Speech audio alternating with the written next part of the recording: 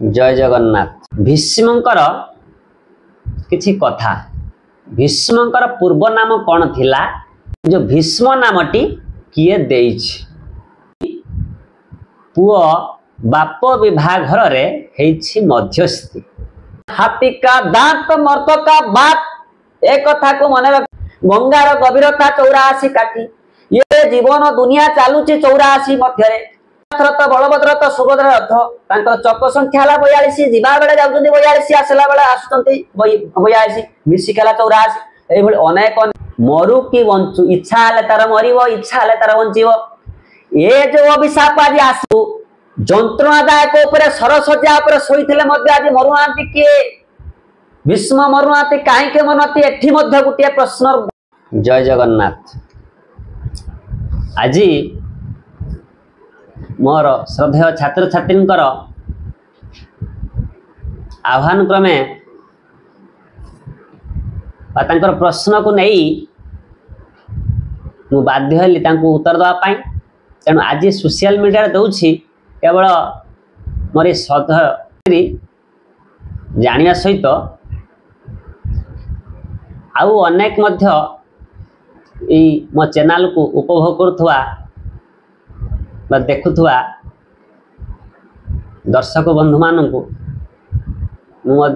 जनइवाक चाहूँगी यही प्रश्न विषय। प्रश्नटी कौन पचारती? भीष्मंकर किछि कथा। भीष्मंकर पूर्व नाम कौन थिला? आउ भीष्मंकर जो भीष्म नामटी किए देइछि? ए भीष्म नाम आसिला कोटो देला किए? काहे कि भीष्म नामकरण तांकर करा गला? किए कला? द्वितीय ये वीडियोटा जेतले आमे सोशल मीडिया को दउछु आर गोटे भितरे क्वेश्चन बा प्रश्न लुचि रहिछि जेटा कि गोटे आश्चर्य कथा। केमिति पुओ बाप विवाह घर रे हेछि मध्यस्थी? बाप विवाह घरे केमिति हेछि पुओ मध्यस्थी? विशेष करी ताको आमे आलोचना करिवा। बहुत संक्षिप्त वीडियोटे मु करिवि। बड़ बड़ उपाख्यान अछि मु संक्षेप रे कहूछि तो जानिया पाई। तेणु ध्यान देवे मोर श्रद्धेय छात्र छात्री तथा विज्ञ प्राज्ञ पंडित मान। जदि किछि भूल थियो त्रुटि मार्जना करी। तेणु दिनकर कथा ये शांतनुकर पुओ हेले जे देवव्रत। आगुरु टिके कहि रखुछि जे भीष्म तांकर पूर्व नाम थिला देवव्रत। तेणु ये प्रत्येक दिन ये शांतनुकर पुत्र देवव्रत पितृ को बापा को बहुत भक्ति करती। आपण जानिथिबे से वर्णबोध को आपण को नहीं जाउछि। पिता माता ठारू बड़ देवता के स्वर्ग राई जे नाही तांकरी आशीषे सहायका सिना विपद तरिबा पाई। से कहउचंती पिता माता ठारू बड़ देवता के स्वर्ग राई जे नाही तांकरी आशीषे सहायका सिना विपद तरिबा पाई। एक कथा कहवा तात्पर्य प्रत्येक दिन सकाळे प्रातः मुहूर्त जेतले आज देवव्रत कौन करती? सद्या त्याग करती। ये सद्या त्याग कर सारा परे आज प्रथमे कौन करती ना पितृ को बापा पाख को जानती। तांकर पद धूली नेवा परे पद धूली नहीं कि मस्तक लगेला परे से जेकोसी कार्य करती। जेजावत तांकर नित्यक्रम सारी सारा परे मते बापांकर पद धूली से नहीं नांती सेजावत किछि से खांती नहीं। ये ए देवव्रत। तेणु ए देवव्रत बापांक विषय किछि सुनिबा को पाइछि। कहा पाखरु ना तांक पिता शांतनुकर जने सारथी थिले। से सारथी पाखरु किछि शुणा पाई तंटी टिके पड़ जाए थंडा है भिडियो बंद थिला तेणु ए कथा कौन जानिबा पाई ना पिता विषय किछि जानिबा को पाई किंतु सी मध्य अनुभव करि पारुछि पिता कौन पाई किछि दिन हला चिंतित रहउछंती ए कथा को मन करी आज सब शुणी तथापि जाई कि पिता एक स्थान रे बसिथिले बापा शांतनु बा पिता शांतनु एक स्थान रे बसिथिले तांको पाखकु जाइछि आज प्रणाम घेनिबा पाई सकाळर मन अधिक तांकर आज कोन जाइछि ना मौली जाइछि चिंतामग्न अछंती पिता पितृभक्त अर्थात ए पुत्र किए ना शांतनु सॉरी देवव्रत आज पचारुछि बापा आपणकर कौन है आपण कौन पाई मन सुके बसी मन मौले बसी मन झाउली पड़ी आपण मते कहतु आपण मन भितर कौन है आपण निश्चित किसी चिंतित अच्छा चिंतामग्न अच्छा मु देखुची अनुभव करुच्ची किछि दिन है किंतु आज बहुत भाव रे आपण निश्चित चिंताग्रस्त बोली जना पड़ुछि गोटे श्लोकटे कहूछि चिंता एपरी एक जिनिस चिंता चिता द्वयर मध्य चिंता मेव करियसी चिंता दहति सजीव निर्जीव दहति चिता कौन कहले कहला चिंता चिता द्वयर मध्य चिंता मेव करियसी चिंता दहति सजीव निर्जीव दहति चिता से कहते चिता आउ चिंता द्वयर मध्य ये दी जनक मध्य चिंता मेव करियसी जदि आम बड़ बाछिबा चिंताटा हूँ बड़ आउ पुणी कहूँ चिंता चिंता चिता द्वयर मध्य चिंता मेव करियसी आउ चिंता दहति सजीव निर्जीव दहति चिता कहते गोटे चिता अग्नि आउ गोटे चिंता रूपक अग्नि मनीष मरीगला के पुड़ी थाए ना चिता अग्नि पुड़ी थाए किंतु ए शुल्क कहुई बंचिला लोक को जदि कहीं पुड़ी दे थाए बंची थाउ थाउ कौ लोक को जदि जाली दे थाए सी हूँ चिंता रूपक अग्नि ताकू जाली दे थाए आज से भाई चिंतामग्न हो जली पुड़ला भाया लगुंट किए ना शांत तांकु देखी आज देवव्रत मन मध्य अनेक प्रश्न उकी मारी बापांकर मन मध्य ये चिंता को दूरे देवाई से चेष्टा करिछि कौन चेष्टा करिछि देखंतु कहला बापा आपणकर मन कौन पाई आज चिंताग्रस्त मत आज खुली करी कहतु बापा न कही जतले पुओ तांको निश्चित बाध्य करिछि मु देवव्रत पुओ आपणकर थाइते थाइते देवव्रत हलिया पुओ थाइते थाइते आपण एभली चिंतामग्न हेबा कि आवश्यक नुहे तेणु आज देवव्रत पाखरे निश्चित भाव शांतनु आज खुली करी कहूँ कौन कहते कहला यही भली जानिछ मु जंगल मध्य को जो प्रत्येक दिन जाए ये किछि दिन है मु जाए जो जंगल मध्य भितर जंगल मध्य जने दास राजा बोली अछंती से दास राजा झील है सत्यवती से सत्यवती को माने माने भल पाई बसी से सत्यवती को जदि मो जीवन रे निरार मोर राणी न करी मोर पत्नी न करी पारी निश्चित भाव मु कौन हेबी ना यही भली चिंताग्रस्त हो मो पिंडर प्राण चली जीव एक कथा आज किए कहते ना शांतनु बखाणी क्या पाखरे ना निजर पुत्र देवव्रत पाखरे कहले यही कथा बापा आपण व्यस्त हंतुनि निश्चित भाव एक कथाटा को समाधान मु करदेवी वर्तमान वीडियो को बड़ करू नहीं तेणु से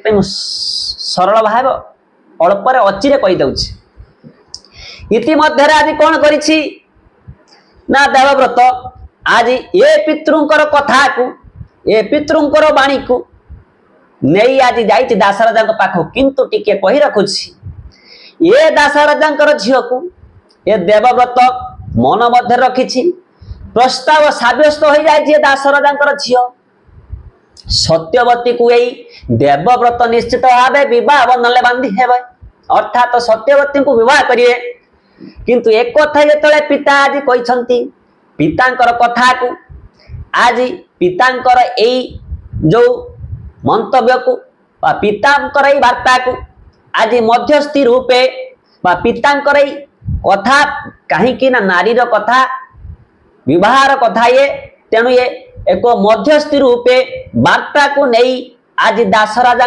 जंगल मध्य को जाइछन्ति से राज्य को जाइछन्ति तेणु जेतेबेले जाइछन्ति दास राजा देखिछन्ति माने खुशी है जाइछन्ति काहाकू देखि देवव्रत को देखिकी पचारिछन्ति आसीबार अभिप्राय मु टिके जानिबा को चाहूछि तथापि आज कहिछन्ति देवव्रत मु आसीबार कारण तुम झियो तुमर कन्या सत्यवती एक प्रस्ताव नहीं कि आसी अछि ए प्रस्ताव नहीं कि जेतले सत्यवती कथा जे कहिछन्ति देवव्रत आश्चर्य आपण निजे विवाह करिवे सत्यवती को आपण निजे न आसीथिले कोन होई न थांता ये आज देवव्रत कहूछि ना ना मु जनकर प्रस्ताव नहीं कि आसीछि से कथा को आज शुणी पारी आज कौन करुछन्ति ना दास राजा आश्चर्य हो जाइछन्ति बा चकित हो जाइछन्ति ए चकित होबार कारण कोन निजे विवाह करिया कथा पुणी प्रस्ताव का पई नहीं आसिले से कहउछन्ति ए प्रस्ताव आ कहा पई नु ए प्रस्ताव आउची मोर पितांको पई मोर पिता शांतनुको पई मु प्रस्ताव नहीं आसी अछि मो पिता विवाह करिबा आपनकर कन्या का को ना सत्यवती ये मध्य आज आश्चर्य होइछन्ति टिके दुख प्रकाश करिछन्ति मन मध्य किए ना आज सत्यवतीर पिता दास राजा कहीं ना निश्चित भावे बयसर टिके अपराह्न वा मध्याह्न हो गलानी किए ना शांतनु पुत्र विवाह कथा कन्या को आज एतले तार पिता विवाह करिवो आज आश्चर्य हो जाउछन्ति चकित हो जाउछन्ति मन मध्य दुख मध्य आसी जाउछि दास राजांकर सत्यवतींकर पिता दास राजा काईकि दुखित प्रकाश करुछन्ति जेतेबेले सुनिले आज देवव्रतंक कंठरु देवव्रतंकर पाखरु ए कथा काईकि दुखित बयसर मध्याह्न को अतिक्रम करी आज अपराह्न रे पहुंचीबा रो बेळ आसीगलानी देवव्रतंकर पिता शांतनंकर जेउ कन्या कुमार विवाह करी थांता तांकर पुत्र से जन युवक किंतु आज विवाह करिवो तांकर पिता तेणु सेति पई मन मध्यरे दुख आसी जाउछि तथापि आज भाबिले आज चिंता करिछन्ति तथापि देवव्रतंक कथारे राजी हा पूर्व मन मध्य या भाविछन्ति मु जदि आज देवव्रतंक कथार राजी न हुए तो शांतनंकर पिंडर प्राण चली जीव ता सहित ए देवव्रत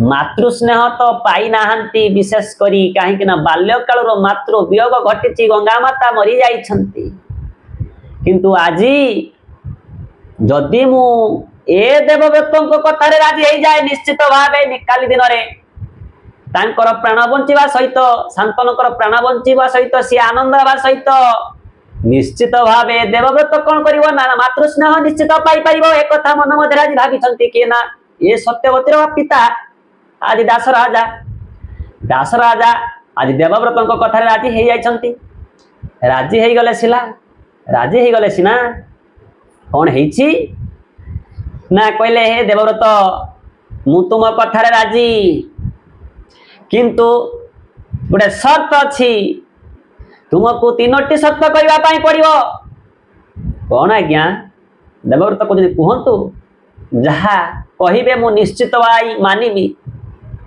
किंतु मोर दरकार मो पिता जेमिति सत्यवती को विवाह करिवे आज मुह खोली कहउछन्ति किए ना दास राजा तुम पाई 3टी शर्त करबा पई पड़िबो ए प्रथम शर्तटी होउछि कोन से राज्य रे तुमे जीवन थिबा जाय केबे राजा ही परिबो नाही आ द्वितीय शर्तटी होउछि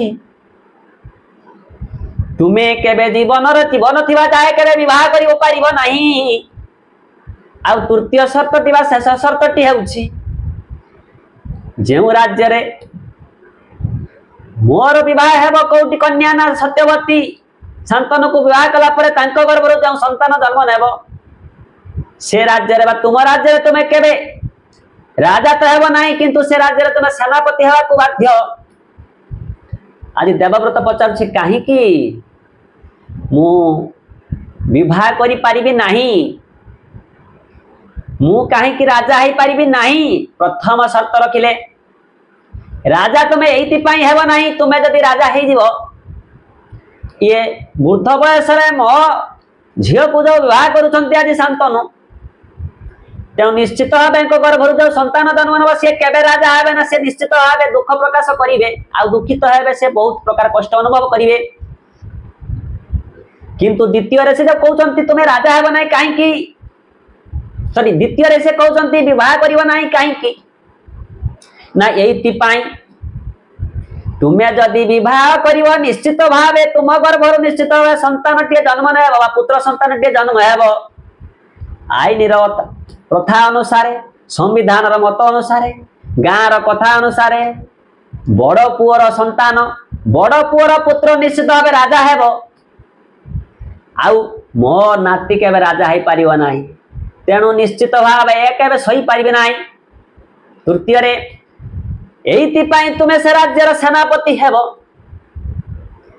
ना से राज्य तुमको मु जानी भल भाव तुमर बाहुर बल बाहुर बलियान तुमर पारदर्शिता अच्छी तुमर दक्षता अच्छी तुम्हें जने पराक्रमी निश्चित भाव राज्य को शासन ठीक भाव कर तुम पाखरे दक्षता अच्छी जदि मो नाती से राज्य जो राजा हो तुम्हें जदि सेनापति हेब निश्चित भाव अन्य देश पाख देश पड़ोशी देश विरुद्ध राज्य केबे आउ अन्य राजा माने आसी अन्य राजा बा शत्रु आसी केबे मो नाती प्रति कौन सी घटना दुर्घटना घटे पारिबे नाही कारण तुम्हें सेनापति हेइथिबो मोर नाती पाई तुम्हें निश्चित भाव जने रक्षकर काम करिवो तेणु से तुम्हें सेनापति हो एक कथा को संगे संगे भिडियो को मु दोहराऊ नाही बड़ करू नाही सहजरे अचिरे सरिया चेष्टा करुछि।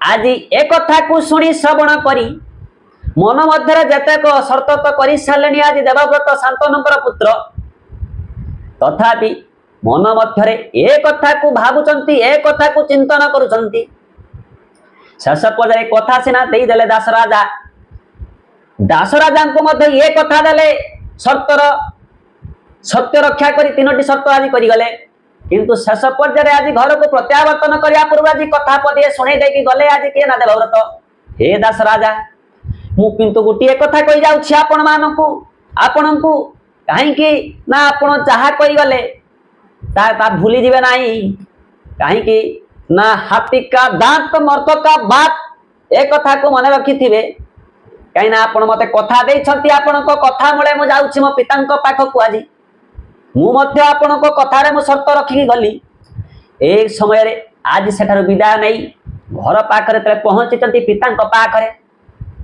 पितांकर मध्य सही भली आउ हसाहास्य सहास्य बदन किछि नाही सही भली मळी नबदन तथापि किछि किछि आस्ते आस्ते धीरे धीरे मुखर मुखरित हस टिके फुटई देई आज पुत्र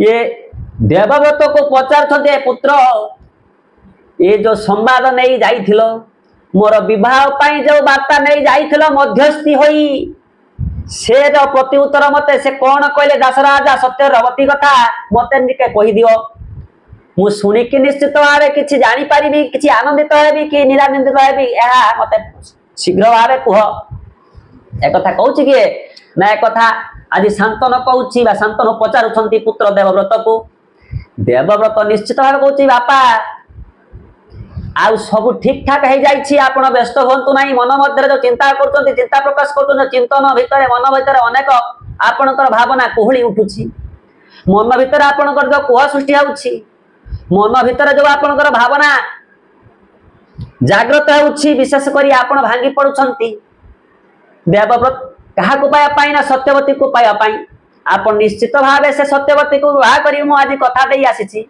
ना कोन कथा देइछ ना सब ठीक ठाक हो जाइछि बापा सीए मते जहाँ कहले कथार मु राजी हो गली आउ जहाँ कहली मो कथार सी राजी हो जाइछंती।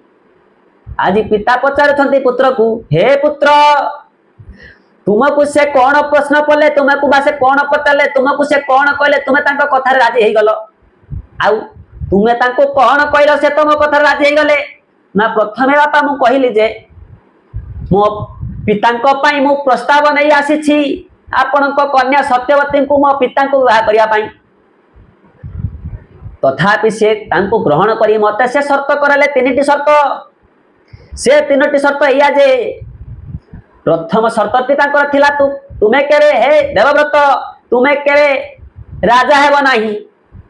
आउ द्वितीय शर्तटी थिला तुम्हें केबे जीवन थिवा जाए केबे विवाह करिवो नाही। तो आउ तृतीय शर्तटी थिला से राज्य रे तुम्हें जो राज्य रे रहउछ से राज्य रे केबे तुम्हें सेनापति हेब। आ यही 3टी शर्त मो पाई रखिथिले मु मते तांको शर्त रे राजी हे जाइथिली। आज ए कथा को सुनी पारी मन मध्य आनंद हेउछंती, तथापि मन मध्य अनेक प्रश्न उकी मारुथिले मध्य देवव्रत कहउछंती मते काई आदो भल लागो नाही, तुमे हेउछ मोर पुत्र। आज देवव्रत कहउची कौन हैला किछि से कथा भावंतु नाही, जदि किंतु मु सत्य करि देई आसीछि हुए तो आपण एभली कहउछंती जदि हुए तो सत्यवती को विवाह करि न पाउंती, किंतु मु केबे मो सत्य को अवमानना करि परिबे ना काटि देई परिबे नि, कहिथिबा कथा को केबे फेरई परिबे नाही। मो जीवन थिबा जाय मु केबे विवाह करिबे नाही कि केबे राजा हेबि नाही। कहले हो ठीक अछि, यदि एक कथा कहूछु पुत्र मु तो कथारे मध्य राजी हेउछि, किंतु आज दिन रे मु जा देखुछि ये समाज रे दुनिया भीतर तो भली पुत्र मु केबे जीवन देखि नाही कि केई देखि नथिबे। काहे कि आउ एभली पुत्र तो भली पुत्र जन्म हेबे कि नाही मु जाने ना। गुटे पिता पाई गुटे पुत्र आज निजको एभली गुटे भीषण कष्टदायक यंत्रणादायक प्रतिज्ञा करि पारुछि ना शपथ नहीं पारिछि, निजर पिता पाई एभली भीषण शपथ नहीं भीषण प्रतिज्ञा नहीं पारिछि। तेणु आज दिन ठारू एही मुहूर्त ठारू ए भीषण प्रतिज्ञा तो आज पिता पाई नहीं थिबारु तोर ए देवव्रत नाम परिवर्ते मु आज तोर नाम रखुछि रे भीष्म। ए भीषण प्रतिज्ञा नहीं थिबारु आज तो नाम रखा जाउछि भीष्म। एही दिन ठारू आज भीष्म बोली तांकर नामकरण करा गला। प्रश्नटी थिला आज भीष्म नाम किए दा ना तांकर पिता शांतनु आदि अलिअली पुत्र ये देवव्रतर नाम रखिले भीष्म।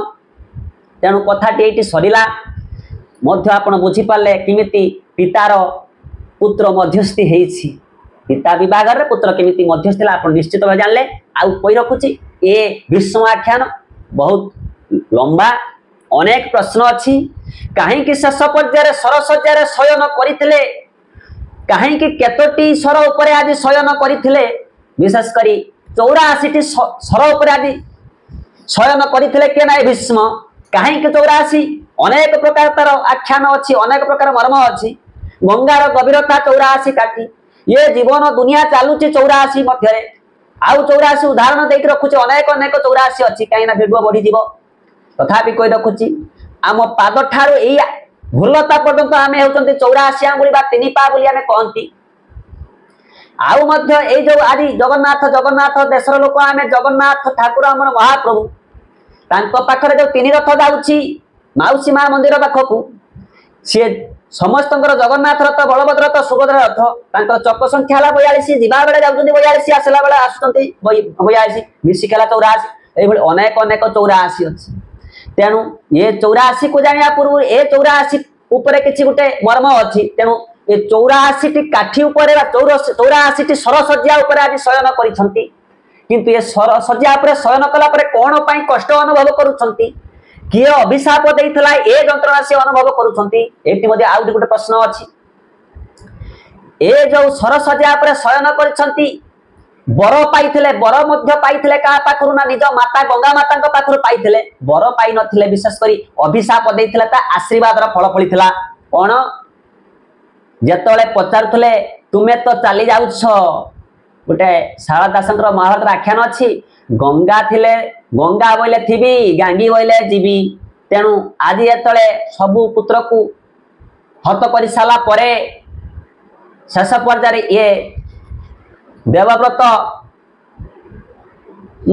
ପାଳି ପଡ଼ିଛି ତଥାପି ସମ୍ଭାଳି ସହ୍ୟ କରି ନ ପାରି ଯେତେବେଳେ ଆଜି କହିଛନ୍ତି ଶାନ୍ତନୁ ଏ ଗଙ୍ଗା ତେଣୁ ସେ ସଙ୍ଗେ ସଙ୍ଗେ ଶୁଣି ପାରି ଆଜି ପଳାୟନ କରିଛନ୍ତି। ସେ ଗଲାବେଳେ କହିଛନ୍ତି ଏ ପୁତ୍ରଟି ମରିଯିବ ରେ, ୟା ପିଣ୍ଡରୁ ପ୍ରାଣ ଛାଡ଼ିଯିବ।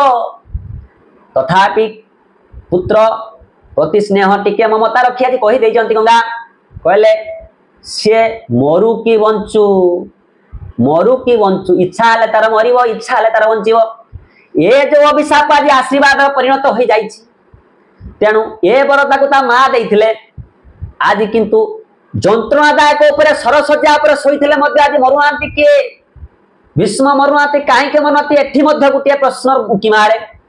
ଏଇଥିପାଇଁ ନା ଆଜି ଭୀଷ୍ମ ପିତାମହ ଭୀଷ୍ମ ଲକ୍ଷ୍ୟ କରିଛନ୍ତି କେତେବେଳେ ସୂର୍ଯ୍ୟ ଆଜି ଉତ୍ତରାୟଣ ହେବେ, ଯେତେବେଳେ ଆଜି ସରସଜ୍ଜାରେ ପଡ଼ିଛନ୍ତି ଅର୍ଜୁନ ତାଙ୍କୁ ଶରାଘାତ କରୁଛନ୍ତି, ଯନ୍ତ୍ରଣା ବହୁତ ପାଉଛନ୍ତି କିନ୍ତୁ ମରୁନାହାନ୍ତି ଏତେ ପର୍ଯ୍ୟନ୍ତ କାହିଁକି? ନା ସେ ଯା ସୂର୍ଯ୍ୟ ସେତେବେଳେ କଣ ଥିଲେ ନା ଦକ୍ଷିଣାୟନ ଥିଲେ। ସେ ଲକ୍ଷ୍ୟ କରିଛନ୍ତି ଉତ୍ତରାୟଣ କେବେ ସୂର୍ଯ୍ୟ ହେବେ।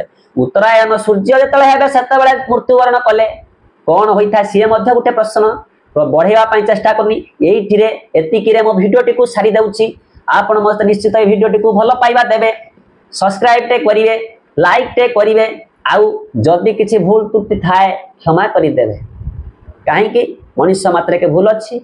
ତେଣୁ ଯାହା ବି ଅଛି ଶେଷ ପର୍ଯ୍ୟାୟରେ ପର ପର୍ଯ୍ୟାୟରେ ମୁଁ ନିଶ୍ଚିତ ଆହୁରି ମଧ୍ୟ ଏଇ ପିତାମହ ଭୀଷ୍ମଙ୍କ ପାଇଁ ଆଖ୍ୟାନ କିଛି ମୁଁ କହିବି, ସୋସିଆଲ ମିଡ଼ିଆକୁ ବାର୍ତ୍ତା ଦେବି। ତଥାପି ଆଜି ପାଇଁ ମୁଁ ରହୁଛି। ଜୟ ଜଗନ୍ନାଥ।